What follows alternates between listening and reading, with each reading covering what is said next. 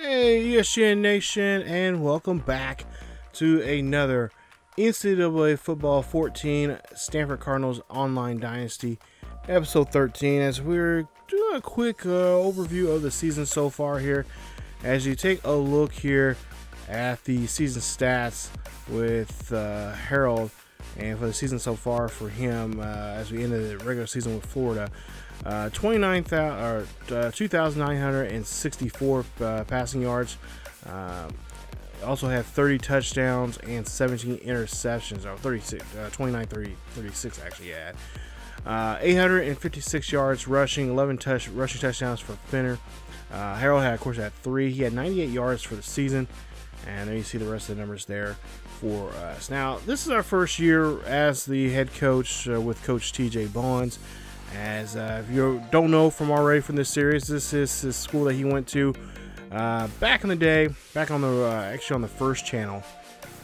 He went to school here on the main channel there. You can just pick up his series there. He has actually 2 different series versions of him in the NFL, but he's back here now with Stanford as their head coach and trying to get them to be the powerhouse as they were when he was a player here as a running back. So he is the head coach, and of course, we'll try to see what he can do here for this upcoming offseason. So far this season, he had to do pretty good. They were 10-2 to finish the regular season, as we had a loss there, a last-minute loss against Cal, and then of course we had a loss earlier in the season with who was it? I can't remember.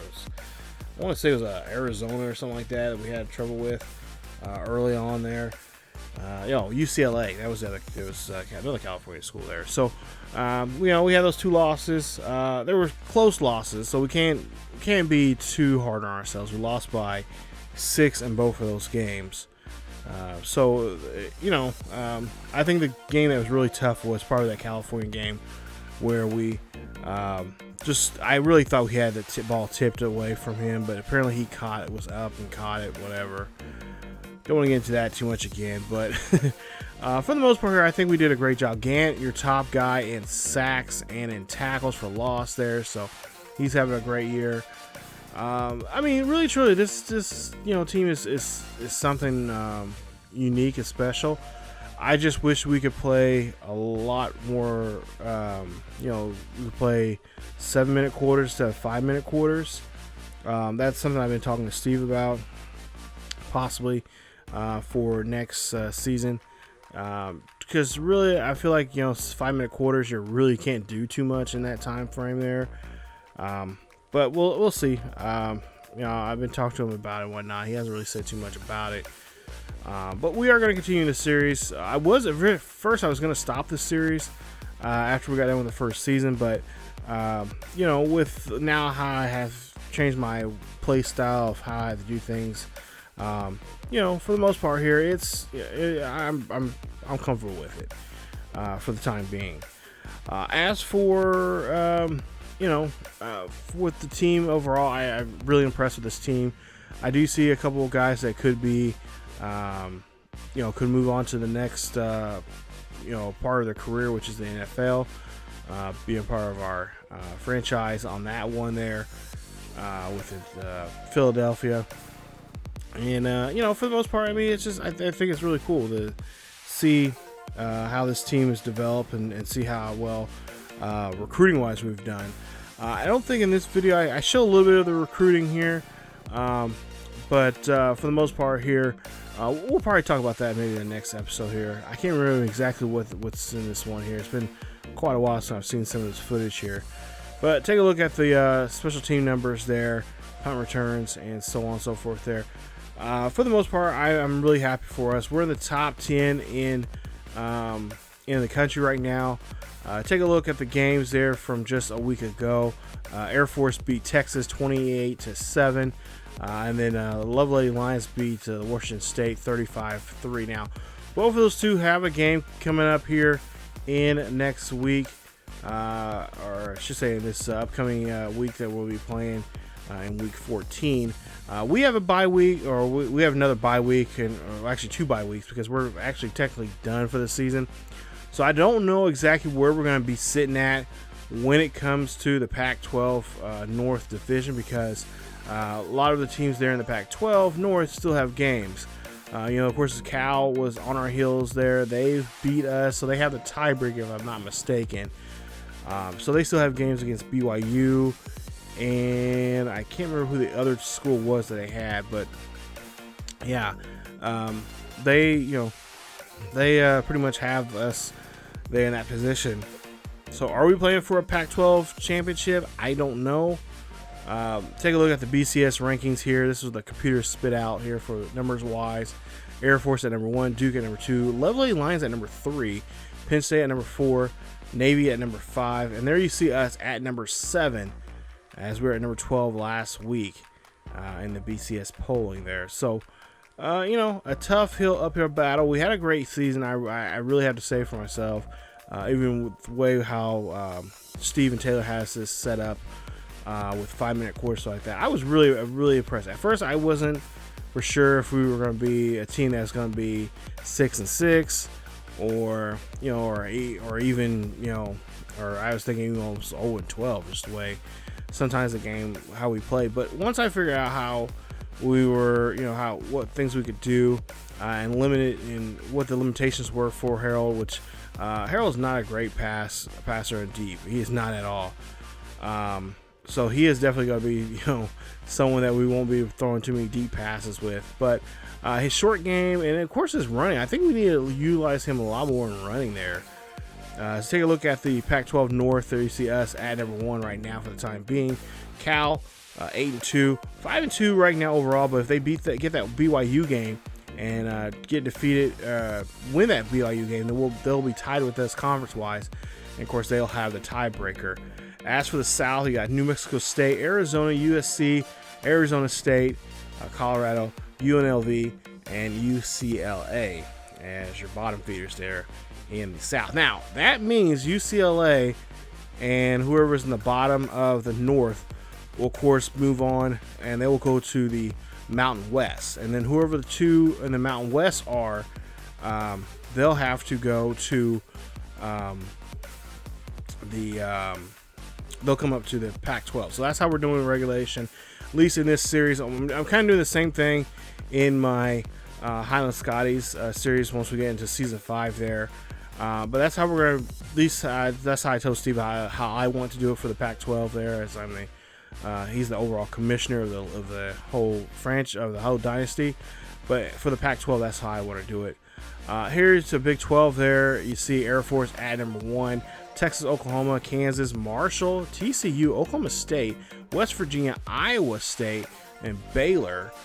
And then Texas Tech, and then Kansas State, oddly enough, are there at the bottom there. I thought they'd be a top 10, a top half team up there. But take a look at the Big 12 North. Air Force, of course, there 11-0 with an annual record. So congrats there to Taylor. Kansas, surprisingly enough, 8-3 and 6-2. Wow, they have really turned things around there in that program. Along with Marshall, 7-4, 6-3. They're conference-wise. West Virginia, 3-5 with a 5-6 record overall. Iowa State with a 2-6 conference record with a 5-6 overall record. And Kansas State, surprisingly enough, 1-10 in overall rank and overall wins and losses, but 0-8. Ouch. In the Big 12 North. In the South, it's Texas, of course, Oklahoma, TCU, Oklahoma State, Baylor, and Texas Tech there. And Texas, of course, 7-2, recently defeating Oklahoma, of course, in that Red River shootout there. And Texas has got bragging rights this year, just like last year in that game there. So, take a look at those numbers. As for this Conference USA, I told you guys I was going to show you guys the conferences here. Some Conference USA, Lovely Lions there at number 1 with a 9-0 record with 5-0 conference. Wisconsin's right behind them, 4-1 in conference. Washington State's 3-2. Michigan 3-3. Minnesota 2-3. Michigan State 2-3. Washington at 2-3, and Boise State 0-6. Now, if you're catching a theme there, those are all states that either touch or come in contact with the northern border of the United States, because Steve's school is actually in Canada. So that's I guess the first Canadian college that's playing in here in the NCAA. Yeah, Steve has to be different. Let's go ahead and get into the Heisman Watch right now. And Jason Griffin, your top guy here, who's had an amazing season there for Air Force, looks like he's going to run away with this with the numbers he's been putting up here lately. He is going to be your Heisman Trophy winner. So if he does win that here, congratulations to him on that. I'll show you guys who the winners are coming up in the next episode. We'll look at the Heisman Trophy winners and, of course, see if we have any trophies for our own selves there and individual accomplishments like the Benistikov, Walker, and all those others. But there you see Seymour there, another Heisman Trophy candidate there. Take a look at his numbers. I don't know too much about him, but looks like he's another guy there that could definitely, all 5 guys right now this season. I was looking at their numbers here this season. Look pretty good. Even, look at Duke. They got 2 guys. They got a quarterback and a halfback who are up for the Heisman here. We got Billy Brown, their halfback, senior red shirt there, 6'2", 195 pounds. And there you see, he has just been a beast this season. 15 rushing touchdowns. He has now 41 for his career.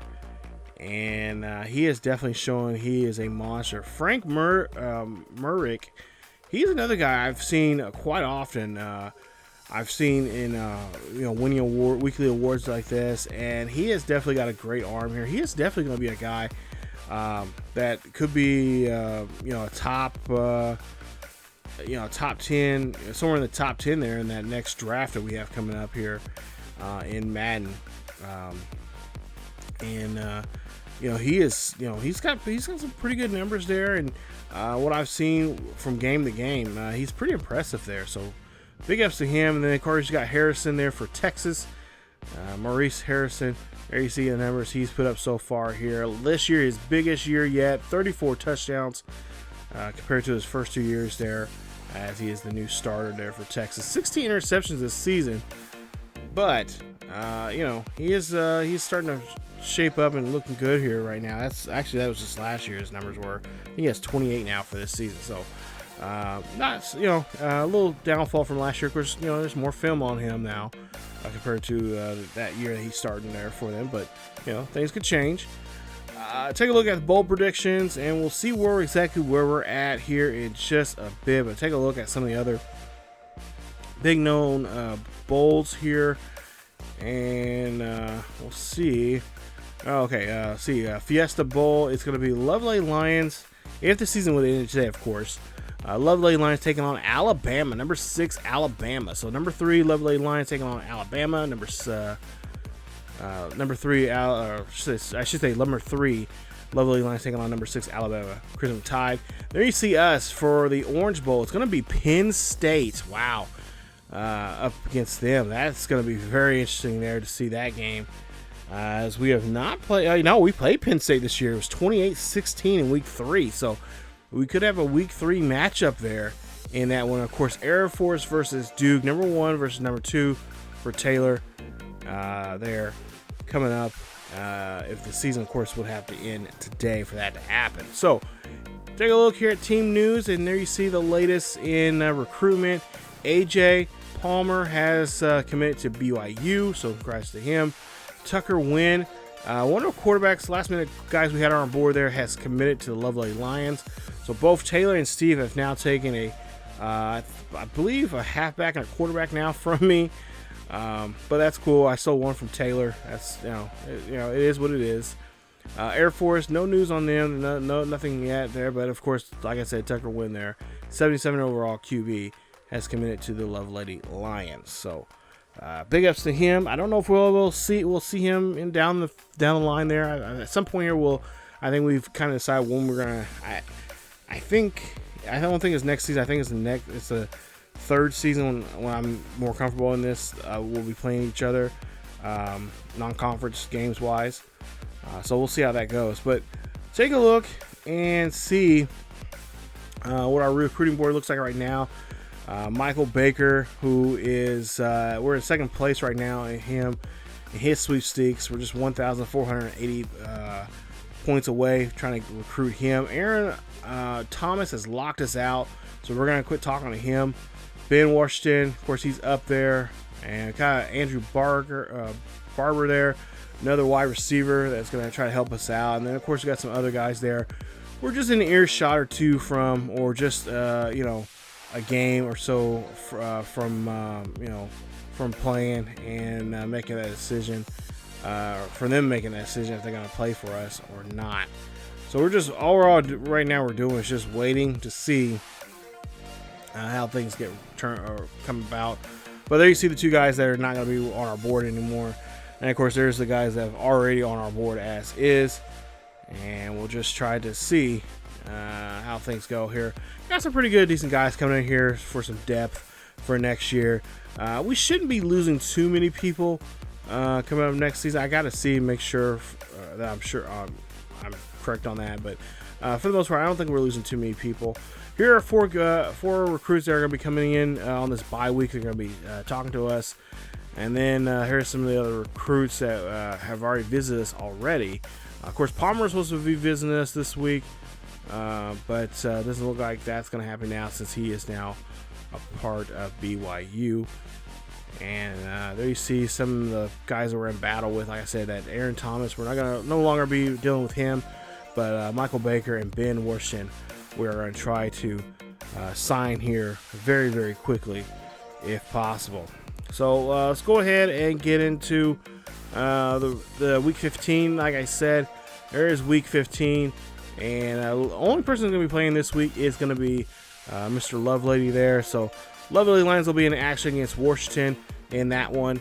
And of course, we'll have another update video here showing you guys on updates on recruiting.